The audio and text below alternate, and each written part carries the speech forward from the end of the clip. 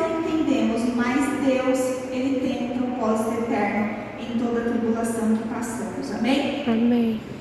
E hoje, o pastor até tem falado muito isso pra gente, hoje na oração também ele falou, nós estamos vivendo, nós estamos numa nova temporada de batalha espiritual, e isso é muito claro, para os servos do Senhor, como tem mudado de um tempo para cá, um clima espiritual diferente, uma batalha diferenciada que estamos vivendo, muito mais difícil, muito mais guerras, que estamos vivendo espiritualmente, e não somente por causa de políticas ou por causa de novos projetos de lei, isso também faz parte, mas estamos passando momentos muito difíceis, de doenças emocionais, de pressão mesmo, pressão do ambiente, de pressão psicológica, de transtornos, a própria depressão, a palavra fala, é uma depressão, é uma pressão para baixo, que o ambiente joga você lá para baixo,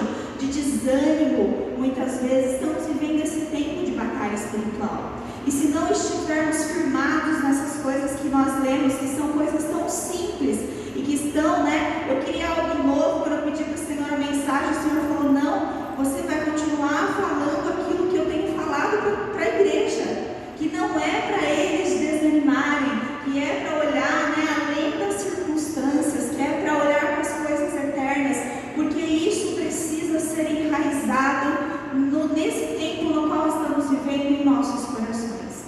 Quem não tiver firmado nessa rocha e com esse olhar de eternidade, não de circunstâncias na quais estamos vivendo, não vai segurar a bronca, não vai conseguir ficar de pé.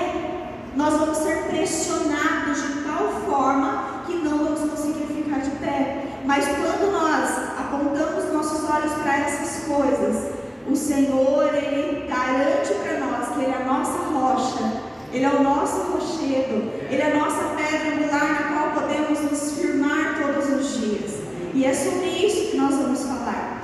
Então, a primeira coisa que eu gostaria de compartilhar com vocês, que foi algo que Deus falou no meu coração através aqui dos comportamentos e pensamentos do apóstolo Paulo, foi: não desanime. Será que você pode olhar para quem está do seu lado e falar assim: não? Nossa, que ânimo! Não desanime. Será que você pode olhar e falar assim: não? Não. O dedinho assim, ó.